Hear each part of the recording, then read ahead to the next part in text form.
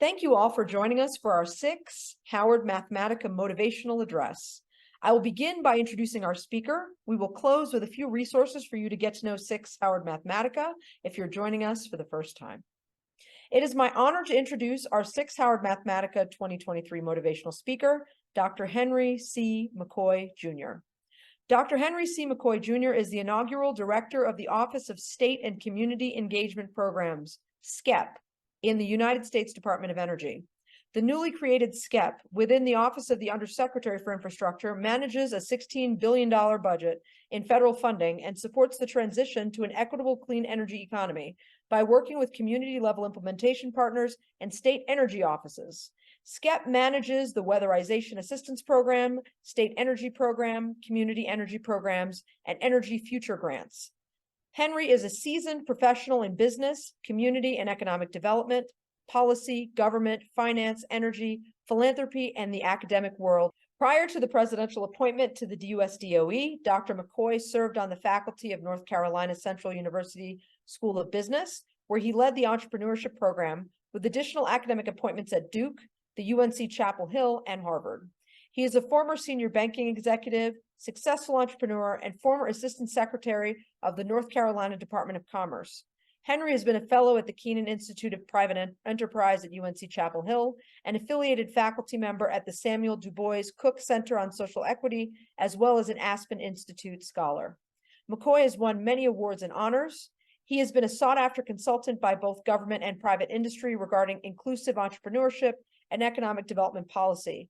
He has also been an active economic development professional focused on economic inclusivity and mixed-use real estate projects. He is a regular contributor to media, television, radio, and print. Dr. McKoy engages in over 120 media interviews annually with local, state, regional, national, and international media.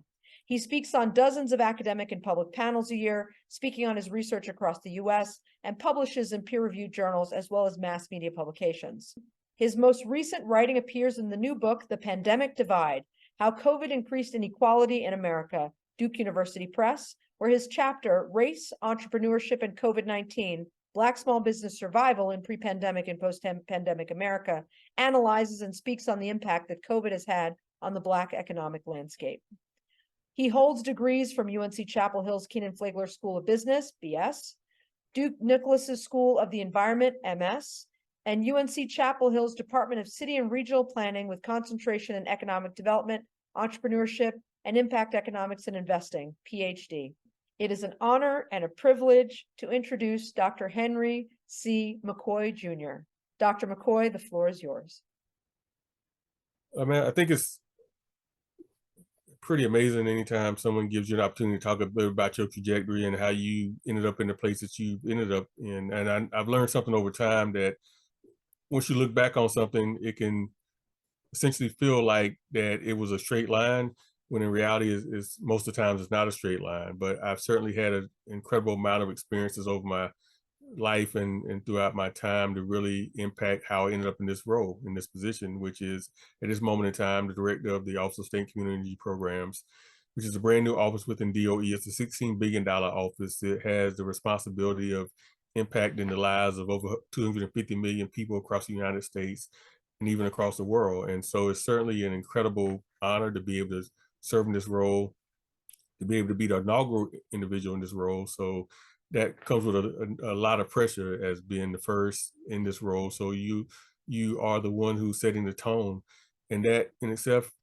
brings about a lot of opportunity. So you are the first and you are setting the tone. I feel like that my opportunity here is twofold. I'm in a presidentially appointed position, so President Biden has appointed me to the position. So by definition of appointment, I know that my time is limited. So I'll be here and then I'll be gone. As a function of that, it comes with a certain amount of responsibility to say that there's probably two things I always say I have the ability to do. One is to help set the vision for this organization from the get-go. How do we set a tone? How do we set a culture? How do we set a foundation for how this office can move forward? The second thing that I do in reflection of that is actually build a team to execute on that vision. So lay out the vision and execute on that vision. And so I don't take it lightly that I'm in this role, but I also recognize that to get to this point, to get to this role, I have to look back at my entire life and think about, well, where has been this journey? So it's wonderful to get a chance to share that. I have to think back throughout my entire life. I heard once that, life moves in cycles. You think about the biblical aspect of it. Completion is 7. 7 is completion. A new beginning is 8. So I can actually think about my life in some ways across that narrative, across these 7-year increments, and this new beginning, because each of my, um, I say, areas within life, each of these new adventures I've been on that have contributed to how I ended up in this role, have in some ways been a process of completing one component of my life, starting a new beginning, but having those things interweaving. So, for example, I'm originally from Fayetteville, North Carolina, so I'm a child of the South. Fayetteville is a military town. My dad was military. Spent 35 years, 82nd Airborne. Both my parents were from the area. But interesting enough, from age birth until about 4 years old, I actually lived in a house with no indoor plumbing. So if I think about that kind of first completion cycle, say from birth to age 7, there's a lot of experiences in that time period that really influenced and impacted who I became, and just some grounding of who I would want to become in life. And so I just mentioned I lived in the first 4 years of my life. It was me and my 3 older sisters. There's 6 of us now, but at that time I was the youngest. It was 3 older sisters. We grew up in what some people would identify as a shotgun house. It was a 4-room house, four very small rooms. It had no indoor plumbing, so we had an outhouse, had a outdoor pump. And keep in mind, I mean, I'm not I wasn't born in the 60s or 50s or 40s or 30s. I was born in the 1970s. I was born in 1973, and so I'm 50 years old, but I grew up in a house that had no indoor plumbing in it, and so that certainly influenced how I think about the world. And pretty much all those around me were poor. We grew up down a dirt road, and there was looking back on things, you get a different perspective as an adult. There was a trash dump that was probably a couple of 100 feet from my grandmother's house, which is where I grew up. My dad, again, was military. My mother worked at a factory, and so we stayed during the week at my grandmother's house, and most of the time, pretty much there full time. And there was a trash dump that was about 200 feet away from the house, which actually, as a child, seems pretty convenient. But as an adult, you realize the environmental injustice that was going on around you, and the smell and things of that nature. So for me, that was a critical aspect of my life. When I was 5 years old, my mother got laid off from her job at the factory. She had become also pregnant with my younger sister. We moved from my grandmother's house to my parents' house, which the house was a bit bigger and it did have indoor plumbing, but it still was nothing to kind of write home about. And so so that first 7 years of my life, it was really laying the foundation of what was around me. I grew up in an area that was almost broken down, almost evenly between African Americans, Native Americans, and whites. And a lot of folks in those areas were poor. But like most places, the whites tended to be wealthier than the blacks and the Indians. At that time, there was not a whole lot of Hispanic population, but grew up playing and being outdoors. And so I spent a lot of my childhood during that time walking up dirt roads, looking around and enjoying the nature, walking through woods, getting poison ivy, just exploring the natural aspect. And I grew to really love the outdoor experience, being outdoors and the environment and the nature and all those kind of things, which I think ultimately had some impact on how I would end up in this career that focuses a lot on environment. So as I think about that first 7 years of my life, I think about the foundation of being in an area where I knew that I was poor. I mean, I knew other people had indoor plumbing. I knew other people had things that we did not, but there was still a certain joy around the childhood, and I was part of that free and reduced lunch, which I was part of the free lunch side. It wasn't even reduced at that point; it was free lunch side. So I got a chance to really understand that people in their natural environment and their natural habitat are all people. We all have dreams, we all have hopes, we have ambitions, and certainly at that age, even that age, I had hopes of having a better life, and at that point, it's trying to create a better life for myself, a better life for my family. So if I think about the next phase, I talked about these phases of 7. So say that age 8 to age 14, then a number of things happened in that time period that I would say were significant to build on to my earlier kind of childhood. One is that I had a speech impediment when I was a child, in the sense that people couldn't really understand my words very well, and so I had to go to speech from really kindergarten until about second grade. So I had to go to speech and work on my speech and things of that nature. But I also did very well on, at that time, what was the California Achievement Test, which was a standardized test. I scored in the top 1 percentile. And so at that age, I actually got on the academically gifted track.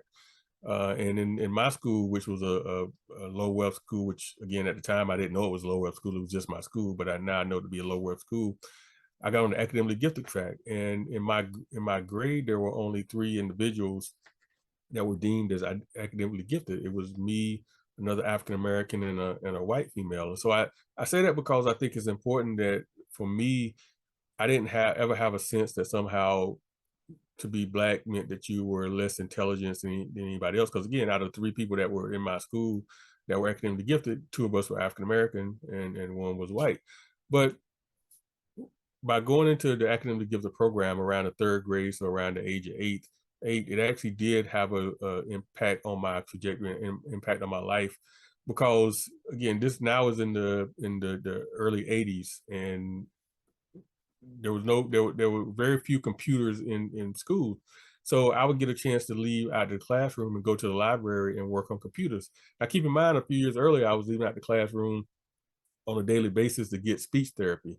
Now I'm leaving out the classroom with some regular routine to go to the library and get on computers and play on computers and get this additional exposure. So I actually fell in love with computers at a very early age. I said 3rd, 4th, 5th grade, and that introduction to computers ended up having a real impact on my professional trajectory, because 2 things came out of that.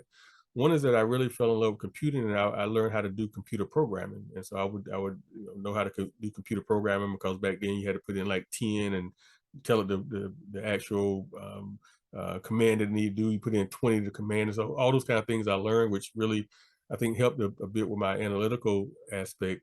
But at this time point in the early 80s and going to the mid 80s, there were not a lot of software activities. And so one of the games that I played on the computer was something called the hot dog game.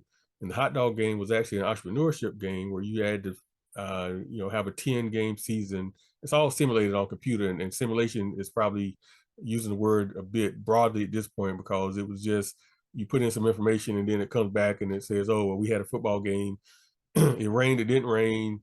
You sold hot dogs, you didn't sell hot dogs, this is how much you made. And so the whole idea of the game was to try to anticipate over the course of a season how many hot dogs to buy, what you should price those hot dogs at.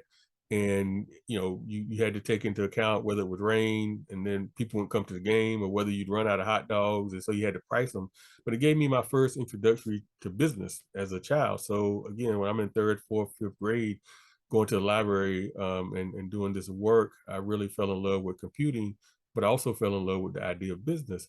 And I thought about the fact that perhaps business could offer some escape for me and my family. And as I got older and continued to live in my neighborhood, the home that I moved in, I told you, my grandmother's home was a four-room shotgun house with no indoor plumbing, kind of a pot-belly stove, an outhouse, a dump across the street.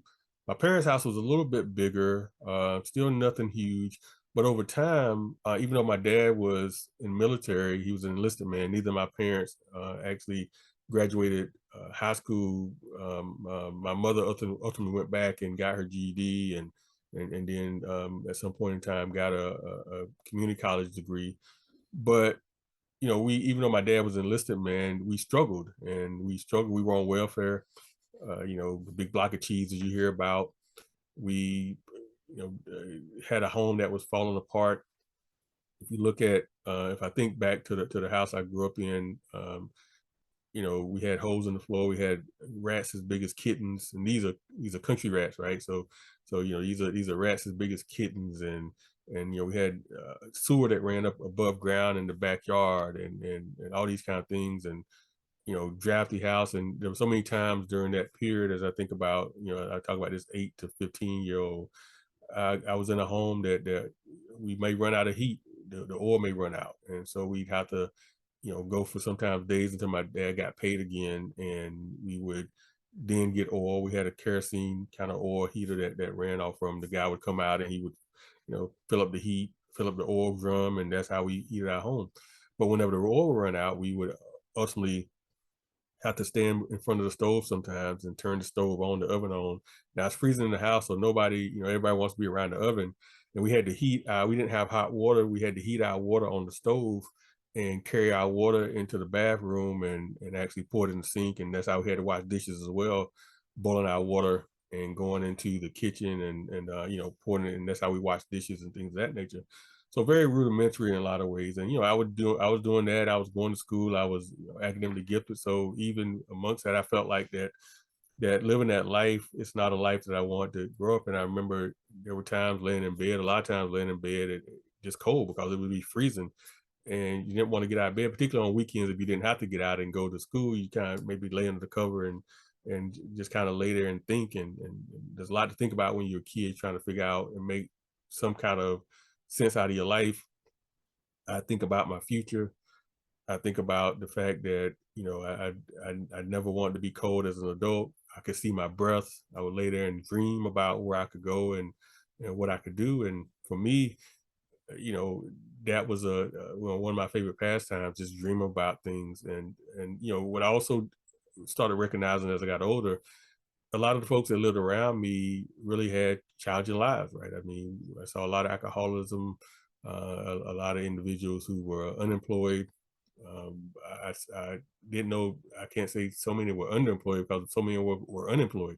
And I saw that around me. And the thing about it was that I didn't have any idea of, okay, why is this individual in this particular place at this point, right? And so I just did everything I could to say, well, I feel like there's a narrow path out of this situation, and I want to take that path. And so I didn't drink to this day, never taken a drink of alcohol, never used drugs, just wanted to focus my attention on trying to get out. And because I felt like if I made one mistake, that may throw me off the path. And because I've always felt that there's nothing uniquely special about me. And so if other people could run into challenges and issues that really derail their lives, then I could too. So I didn't want to do anything that derailed my life from that standpoint. And so this time period from 8 to 15, I'm focused on academics. I'm learning about computers. I'm learning a bit about business. And the other thing that I say would happen very significantly during that time point is that, one of my other, I say, talents was developed, which is that I also ran track. I was a very fast runner. And so when I was 12 years old, I won my first national championship in track. I went to Hershey, Pennsylvania, ran there, won a national championship in the 400 meters, which actually people may think it has one impact, and it certainly did because track ultimately paid for my college and things of that nature. But the actual impact that it had on me from individuals is that I grew up very shy. I went going back to this point that I had a speech impediment, so I was very shy in terms of talking. But when I won this national championship at age 12, at the end of my 6th grade year, I went to junior high the next year, and because my name had been in the newspaper and people had saw me, they automatically assumed I was a leader. So they threw me kind of mix of leadership, where I usually, for those years, being the fourth child, being the smallest kid in a lot of the down in my community, I always kind of watched people and let them lead. And so now all of a sudden I was thrown into leadership. And so as I think about, that time period, getting into track and becoming successful, I became a leader because people expected, since I was fast, that must mean I knew what I was talking about. And so as I got up to age 15 in this second kind of period of my life, I was finishing up junior high, and my parents had actually separated and divorced, and we were struggling even more. My mother was trying to go back to school and get her degrees, and it was just a hard time. So if I go to this next kind of third, I say phase from let's say 16 or age 15 to 21, right? So, 0 to 7, 8 to 14, age 15 to 21.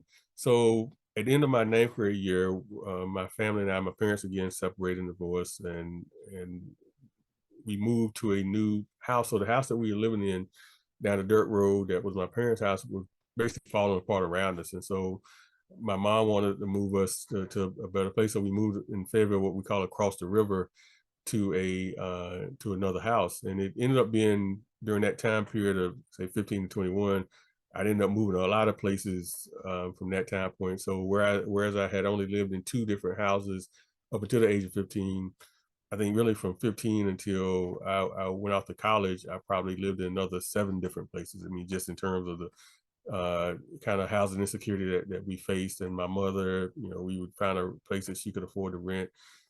She was, doing what she could to help us survive. But during this time period, I went to high school. My track career continued to blossom. I became by the time I finished high school, I was a 4-time national champion. So that actually helped. I was recruited by colleges all across the country, which was really, really good because it allowed me to better assure my mother that I would go to college and that I would have my college paid for. We didn't have any money to pay for me to go to college. Didn't know a whole lot about financial aid. I remained academically gifted and was taking honors classes and all these kind of things. But track allowed me to essentially assure my mother that I would be able to pay for college at no cost to her, and that was a relief to me because I felt like I had done something of value to my mother. I know families where when they come from poor backgrounds, a lot of times the parents say, "Hey, the kid, you need to contribute as soon as you can start working and as soon as you can get a job." The thing I always am thankful for my mother, who's now passed, is that she never put that kind of pressure on me or any of my siblings. We were allowed to be kids as much as you can be a kid in a situation like that, but we didn't have to go out and get a job and help contribute to the house. And so part of my give back to her was, I'm gonna get this college scholarship. And so I was being both academically, had no problem getting in college and was being recruited some academically. Also always loved art and drawing. And so I was I was award-winning artist. I would win at the county fair and things of that nature. Had a few art scholarship offers. The majority was coming from track, and I had track offers from probably 300 colleges all across the United States, the big colleges, and ultimately I landed on the University of North Carolina, Chapel Hill. I had Chapel Hill wasn't on my original radar, but when I went there for a official recruitment visit, just fell in love with the place, and it was probably about an hour and a half from my hometown in Chapel Hill, North Carolina, about hour and a half from Fayetteville, so it wasn't too far away. And so Chapel Hill kind of further defined who I was. So if I think about that time period between the age of 15 and 21, I really started becoming the experiences I had as a child really started shaping who I will become as an adult. Had a really, really what ended up being a really good track career at UNC Chapel Hill. I won another national championship. So I ended up as a 2-time All-American and national champion at UNC Chapel Hill. I ultimately got inducted into the UNC Sports Hall of Fame some years later. So it was a good kind of bow on me.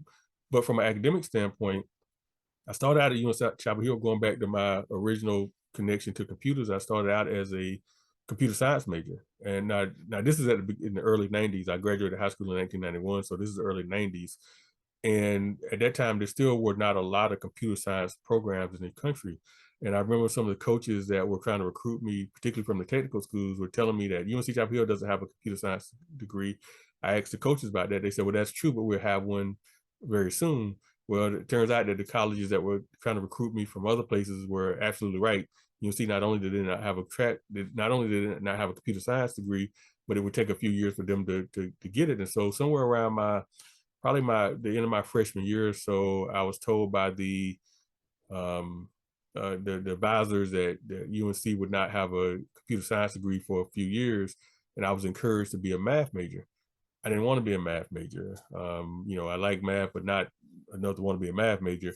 So what I ultimately decided on was economics. I said, well, I'll be economics major. So I decided to major in economics. So I became an economics major, and I started learning about all these supply and demand and these different aspects of economics. Well, as I looked at these theories about, unemployment and scarcity and all these kind of things, the thing that stood out to me was, you know what, this does not look the same as what I've seen in my community. And so, for example, in the economics landscape, it says something like, some level of unemployment is good. Now, from a logical standpoint and an economic standpoint, you understand this to mean that if you have some people unemployed, that means that they don't have the resources to drive the price up on things, so that keeps inflation down, right? But my statement always back was, well, unemployment is good for who?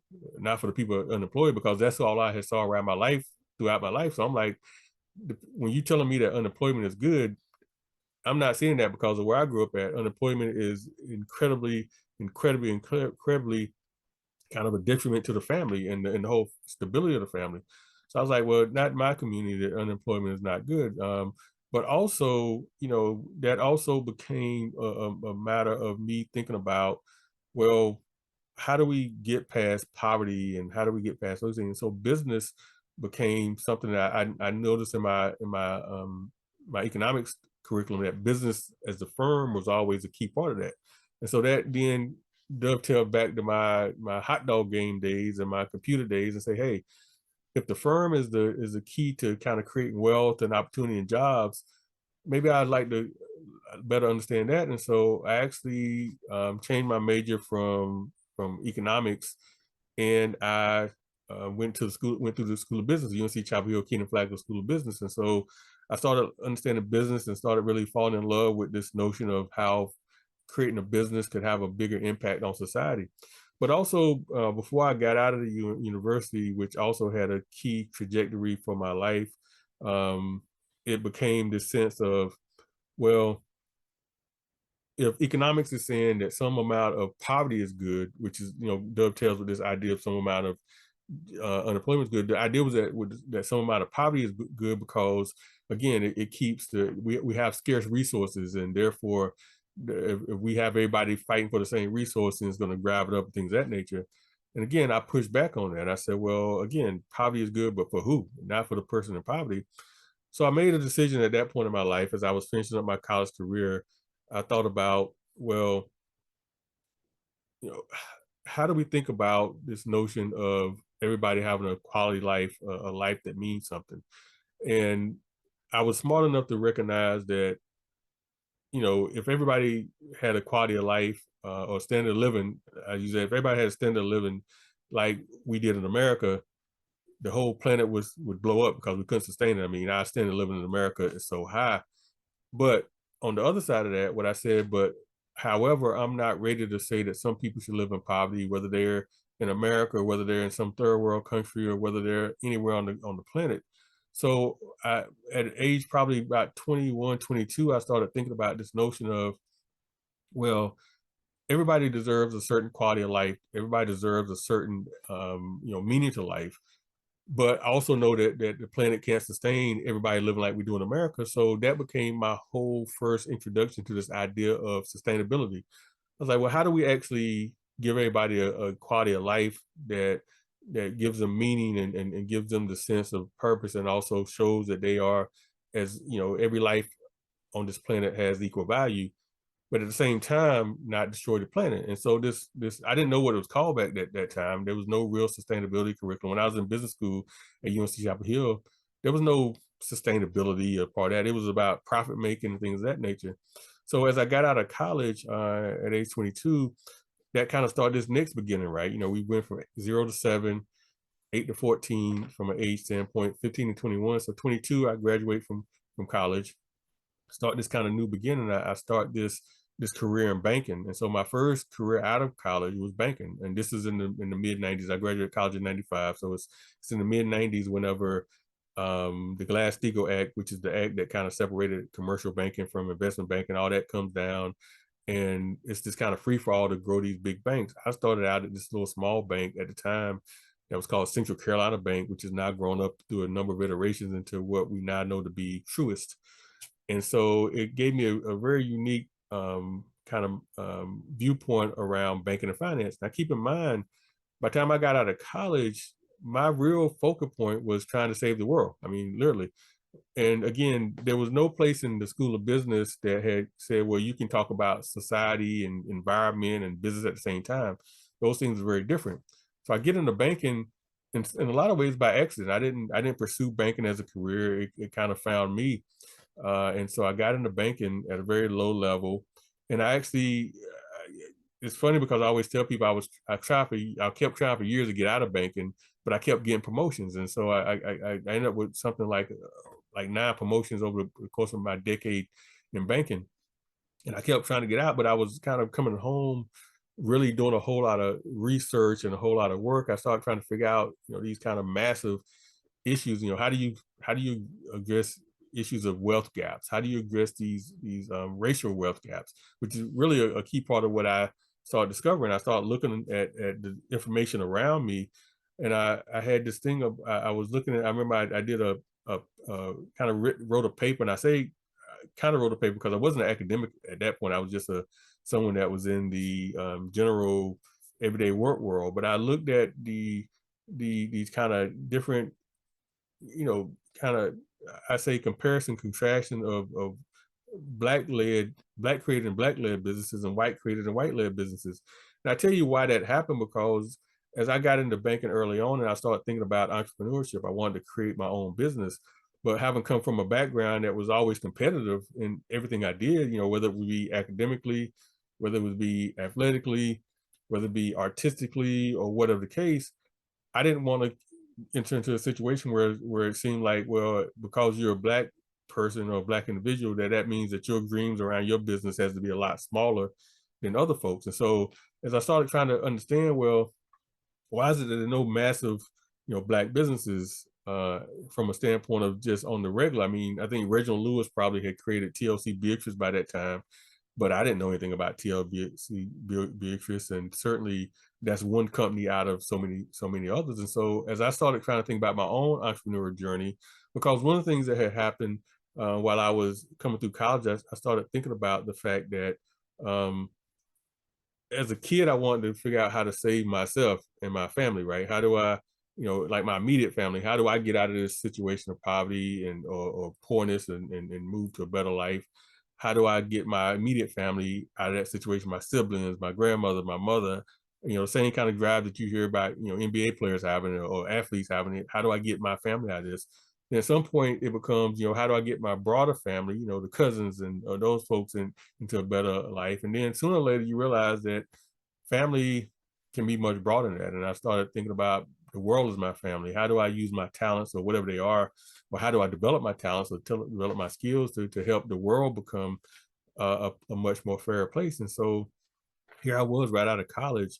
And I always tell people I learned more out of college than I did in college, because I just started researching and researching. I'm trying to figure out on one level, why are all the major businesses, why are they all white created and white led, right? And why, so I'm looking at the Forbes 400 list, who's the wealthiest? I'm looking at the Fortune 500. I'm comparing the Fortune 500 to the Black Enterprise 100. I'm just trying to understand these things. And so I just started really consuming books and magazines, all this stuff. And so I ultimately built up a personal collection of probably about 3,000 books. And so if you think about now, this age, this kind of, I say this fourth phase from age 22 to age 28, it's really my deep learning phase where I'm kind of a lay learner, right? So I'm working at the bank. I'm coming home and I'm going to Barnes and Nobles and buying up books left and right. I'm buying magazines. I'm reading everything I can digest. Didn't matter what the discipline was. I just wanted to understand the connective tissue on, how do some populations, ultimately have more wealth than others, and from a demographically standpoint. And I always say the wonderful thing about that is I ultimately learned is that because I did that kind of through my own self-interest and my own learning pattern, I didn't have anybody, like any advisor like you would get in grad school or something like that, telling me I shouldn't study this, I shouldn't study that, I should more or less focus on this particular very narrow thing. Instead of focus on narrow things, I actually started thinking about the more broader things. And that actually is when I got introduced to complexity science. And so I got introduced to complexity science as a 22, 23-year-old by reading and saying, okay, the world is complex. all these interactions that come together have some impact on how, as a society, individuals ultimately rise or fall.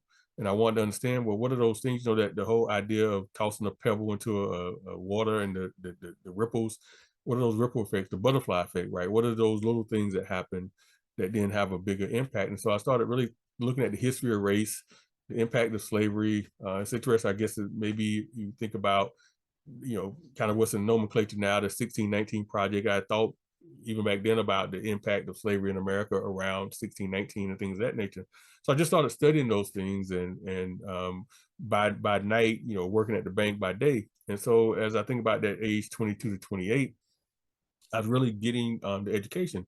So here's the interesting about it, right? I'm still young, and I have so much energy, and I have all this spirit about me in terms of thinking about the ability to change the world. And I'm reaching out now. This is some aspects. This is pre-internet. I mean, so for those watching this, I didn't have internet when I was in college. We didn't have email, so getting out and so in order to try to meet people, you had to like find them. You had to write them a letter. You had to call them, or whatever the case. So I realized I'm trying to reach out to people, and I'm just getting, nobody is interested in talking to Henry McKoy, and that's just the case. And what I realized at the time, because I've been rising up the ranks at the bank, because I've been very successful in helping the bank expand some things. I use some of my computer science background to create these business intelligence systems within the bank. I managed teams. I grew multi-billion-dollar organization. Even in my 20s, grew and managed a multi-billion-dollar organization. I learned that people wouldn't necessarily agree to meet with Henry McKoy, this young, individual who really was optimistic about trying to change the world. But they would meet with Henry McKoy, the banker, the assistant vice president, whatever the case.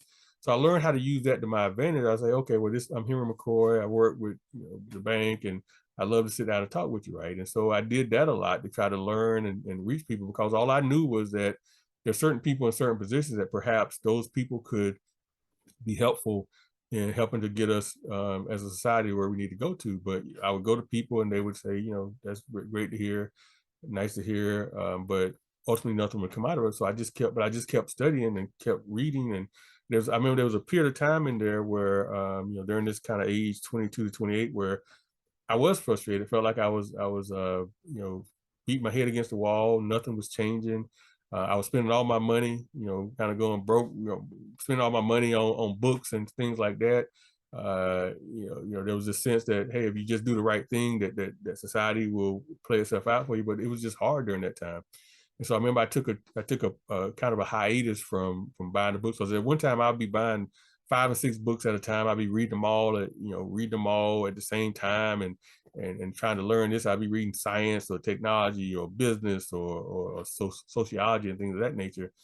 And so I tried to take a hiatus. I say I tried because I actually stopped. I was like, okay, I'm gonna stop buying books. I'm gonna just kind of try to live what I call a normal life, because it's not a normal life to feel like that you want to wake up every day and try to save the world. That's just not a normal life, right?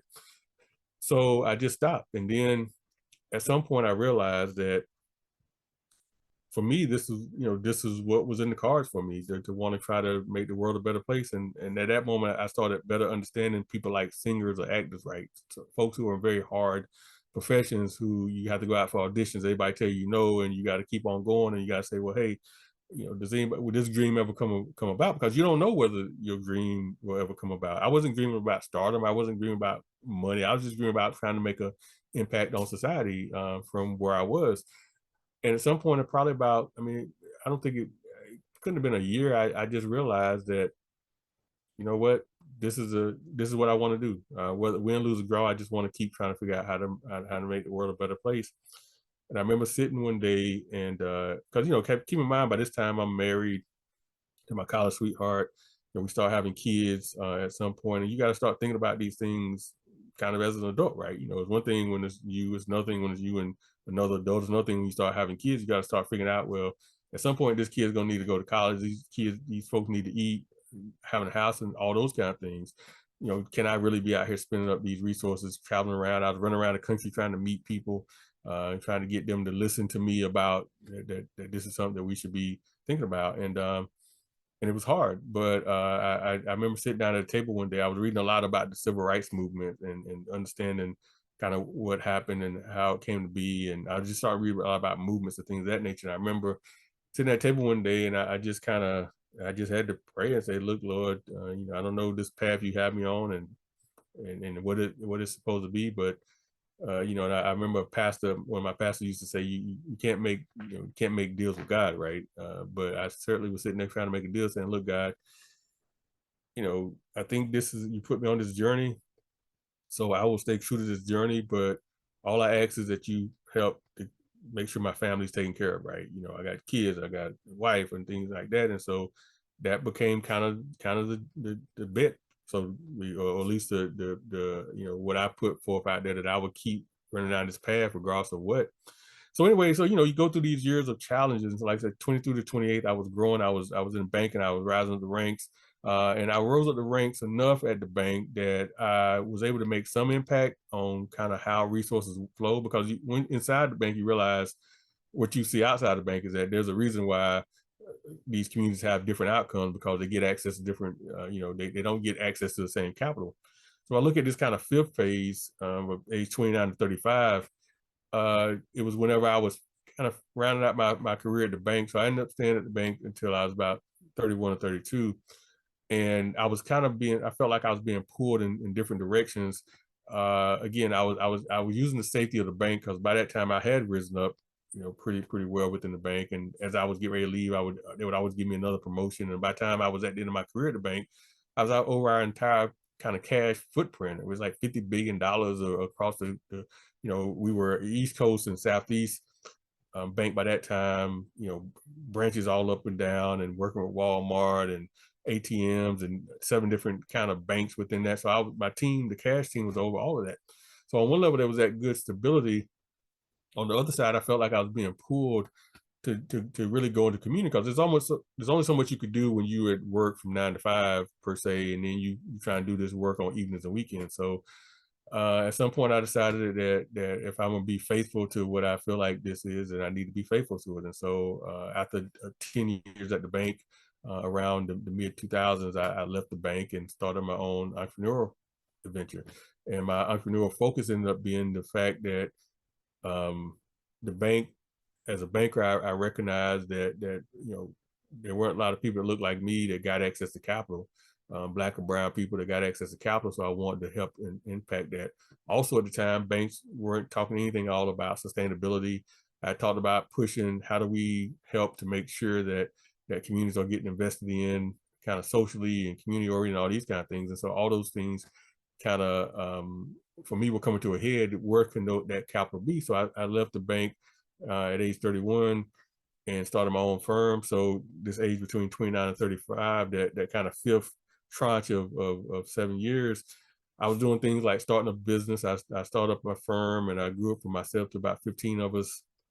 I was focused on this notion of getting access to capital for underrepresented entrepreneurs, and I got into the solar space and environmental space, which it's one of those kind of things that, again, goes back to me making the decision that if everybody deserves to have a quality life, then somehow we got to create a situation where we are creating a planet that doesn't destroy itself. And then that's tied to also my childhood, where I really loved the outdoors and just had an incredible respect for the environment. All that had kind of culminated now in me as an entrepreneur, and I wanted to create a business that helped entrepreneurs who also saw the world as being viable from an environmental standpoint. In addition to that, who also really, were from backgrounds that they just couldn't get access to capital because they just didn't have the assets, they didn't have those things, and sometimes just down outright discrimination, right? So anyway, I started that firm, and I grew it, and I was doing work. By that time, I was living in Durham, North Carolina, because after college in Chapel Hill, I moved over to Durham and settled down. And at that point, I'm like, well, let me try to do what I can. And so I started doing work locally. It was hard in the first years. I mean, I don't know if I had a client for like the first year. I don't know. I started doing, whatever work I could do. Start working with school systems, and helping them advise on some things. I was just doing all kind of things to try to get this business going. But over time, it picked up, right? So I'm doing work locally. I'm doing work now across the state of North Carolina. I started doing work nationally. I also was doing some international work, and I was really kind of figuring out this niche environment. And I got into understanding solar.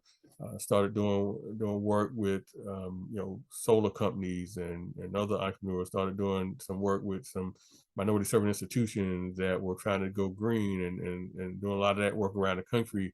So I'm building this out portfolio, and then ultimately, I've been amongst those that helped the then Lieutenant Governor think about what became the Green Business Fund in North Carolina, and I say that that had a huge impact. So that was a trajectory that was a moment in time that actually changed the trajectory. So again, these 7 years from age say 29 to 35, getting into the environmental space, entrepreneurship space, really laying down a foundation for understanding the private sector, along with my, taking what I did learn in banking, because ultimately, even though I was trying to get out of banking, what I learned ultimately was that information ended up being very valuable to me, because, the old golden rule, right?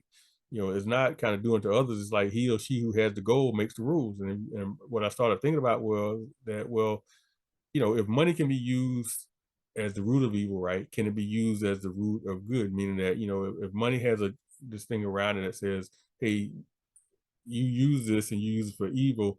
If you put parameters around money, say, well, hey, you can get this money, but you got to do good with it. What kind of impact does that have? And so for me, that laid the foundation for me starting this new entrepreneur venture, and then helping, as I mentioned, set up these different funds. And so once that got set up, the Lieutenant Governor, who then would become the governor of North Carolina, at the same time President Obama was elected president, she, I guess, and some of her gratitude for me being around the table when that got started, because that ended up being one of the things that she ran as a platform on, is environment and sustainability.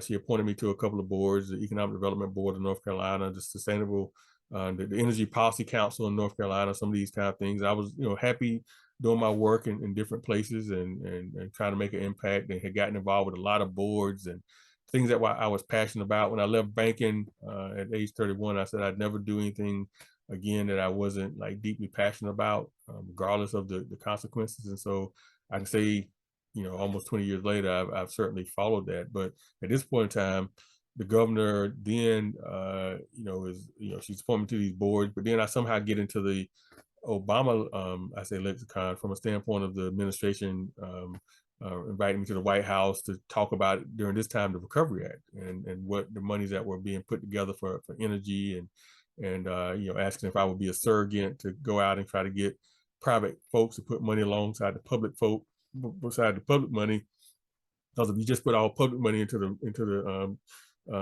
overall economy, then that's not going to work. So that's how I originally got kind of connected to politics in that sense, at the state level and at the federal level. And then somewhere along that time, because I was on the Economic Development Board of North Carolina, I kept pushing the governor to think about sustainability and think about kind of its impact on the Black community and things of that nature. So anyway, she finally invited me to join her cabinet. And at first I was like, I pushed back because I was doing very well, and I was happy doing this work in the private sector. But over time, as in the quick amount of time you kind of have to think about these things, I thought about how impactful it might be to be in this role. And people start saying, well, Henry, you can always come back to the private sector. You can't always be Assistant Secretary of Commerce. So I ultimately joined her cabinet, Beverly Perdue's cabinet, as Assistant Secretary of Commerce in North Carolina. I had a portfolio of about $1.5 billion. I had a staff of 100 across the state in seven different offices. They worked a lot with small business and minority businesses, but also economic development writ large, making sure that the state engaged at a very deep community level to make sure everybody benefited from the economy. And this was during the Recovery Act, so there was a lot of money flying through. It was like a lot going on, and I actually really enjoyed that work tremendously when I joined the cabinet about in 2010, which ends up being important to the story because it actually corresponded with the flipping of the state of North Carolina from historically Democrats to Republicans. And so now I'm in a Democratic kind of governorship, but with a Republican General Assembly. And so it created a whole lot of challenges to in that particular position. Got caught up in some political fights where people were, throwing outright lies, trying to get me discredited because I wouldn't follow through with some of the schemes that were being asked of me to help shift money around. So I got into a real political fight. During that time, also, interesting enough, because entrepreneurship is such a challenging role that you don't have a whole lot to do anything because you just entrepreneurship. Well, during this time period, when I joined the cabinet and became Assistant Secretary of Commerce, it actually created, even though it is a lot of work and an incredibly demanding job, it actually created some level of I guess opening for me to do something I had wanted to do, was go back and pursue my higher education. And again, by this time, I've probably done enough research to get, about 15, PhDs, because I just read so much, but I hadn't had the time to actually go back. And so I ultimately entered into the Duke University Nichols School of Environment to get my master's in environmental policy and leadership and management. I ended up finishing that program actually early. I ran through the program and got out a semester early, and I still had some intellectual, I say, energy about me. And so I decided I would pursue my PhD. So I was kind of a non-traditional student. I say at this point I'm probably in my high 30s, getting close to 40, probably 38, 39. And I'm pursuing education. And so I got my master's degree from Duke. I ultimately go back to UNC Chapel Hill and get my PhD in city and regional planning. And so that's how I ultimately became, I guess, Dr. Henry McKoy. But again, I had done so much work by this time that I felt like I was well prepared to do that work. And so leaving administration, getting my additional degrees. And so then I kind of enter into this phase that, Paul in commerce. So my first phase is age 0 to 7, second phase is age 8 to 14, third is age 15 to 21. My fourth is age 22 to 28. My fifth is age 29 to 35. My sixth is age 36 to 42, which takes me to kind of the end of my commerce time and my education time. My next phase, kind of age 43 to 49, is kind of my academic phase. So I'm getting my degrees, and as I was finishing my degree, I enter into the academic space. I've always been involved with universities in some way or another, but at UNC Chapel Hill, I've been named the social entrepreneur in residence. I was a fellow at UNC Chapel Hill. I had done an Aspen fellowship. I was on some boards of visitors at business school at North Carolina State University. But one thing struck me was that at this point in my career, I really wanted to, and I say my work was becoming decently known by this time. From an academic standpoint, I kind of come from a practitioner to academic. I always say I don't like to think without doing. I don't like to do without thinking. So the two always went hand in hand with me. I love basic research, but I love applied research as well. But I mentioned all that because my work was becoming better known, and I actually had a strong interest that I wanted to do my work at a historically Black college. I felt like that I was in a position that I could bring some resources to the university, or to a university, that I could bring some attention to the university. And so I was on the board of visitors at North Carolina Central University School of Business, and ultimately they were in search for someone to lead an entrepreneurship program. And so for me, it ended up being a matter of really leading that program. So over the course of 7 years, 6 or 7 years, something like that, I actually led an entrepreneurship program at North Carolina Central University in Durham, historically Black college. I had, really grown that program, and entrepreneurship, one of the fastest growing programs at North Carolina Central. I also had appointments at UNC Chapel Hill School of Business simultaneously. I held a couple of appointments at Duke University in the Nichols School of Environment, where I taught kind of in the leadership program, Leadership Institute. Also at something called the Samuel Du Bois Cook Center on Social Equity, led by Dr. William Darity, who does great work on reparations and work like that. And I spent 2 years at Harvard Kennedy School as their inaugural municipal innovation fellow. And so as I finished up, bringing all that together, I was doing a lot of writing and doing a lot of publishing in terms of, kind of everything from the North Carolina Medical Journal to book chapters and scholarly articles and things of that nature. All that kind of came to a culmination, and so I say that all of that together kind of brought me to this point here. And so in this kind of current phase, this kind of eighth phase, age 50 on. So I just turned 50 a few months ago. I'm in this phase now of leadership at the federal government level. And so for me, I feel like that this culmination of me managing a $16 billion organization, hundreds of employees, that touch points for 250 million people across the United States, that's charged with, charged with this work really, I think we're in an incredibly important moment in time. And so I say all that to say this, right?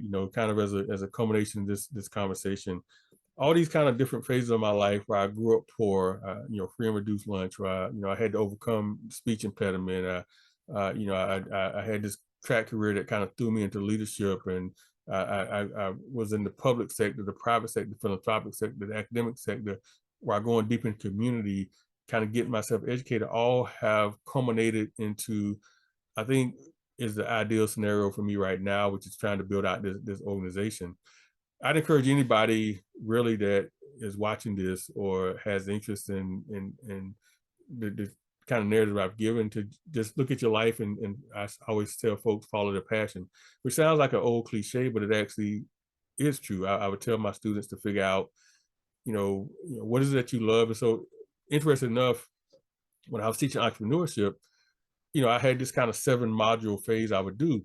And students come in, the first thing in their mind, they want to figure out, I want to start this business, I want to start that business. I say, no, let's start out from the get-go, right? So the first thing I would have students do is identify, that old saying, if money wasn't an issue, what would you do with yourself every day, right? What are you passionate about? What do you dream about? What is it that you love to do? Because that, to me, is the basis of where you want to start out. So I would encourage anybody watching this is to ask yourself that question. If money wasn't an issue, what would you do with yourself every day? How would you wake up and spend your time? What are you passionate about? What is the ideal lifestyle? I would always tell my students that too. What is your ideal lifestyle? Where are you trying to get to? So we think about that first step of your passion, your purpose, all those kind of things. Start with that. The second question I would always ask my students was this question of, what problem do you want to solve in this world, right? So if you start out with purpose and passion and the ideal life, second question I ask is, what problem do you want to solve in this world? What are you trying to solve for? What do you want to contribute to this world? And think about that in a real way. And, usually the two somehow go together, your passion, your purpose, and the problems you're trying to solve. Maybe it's some social issue, maybe it's something else. Maybe you're trying to create something. Then the third piece I think I would ask would be, okay, now that you identified your passion and purpose, you've identified your problem you want to solve. Now do some kind of self-assessment. Where are you at in this trajectory, right? What are the gaps between your ability to actually pursue this passion, to solve this problem, and where you are right now? Do some kind of self-assessment. We're all entrepreneurs in this world, because in this day and age, you're in a competitive landscape that is global.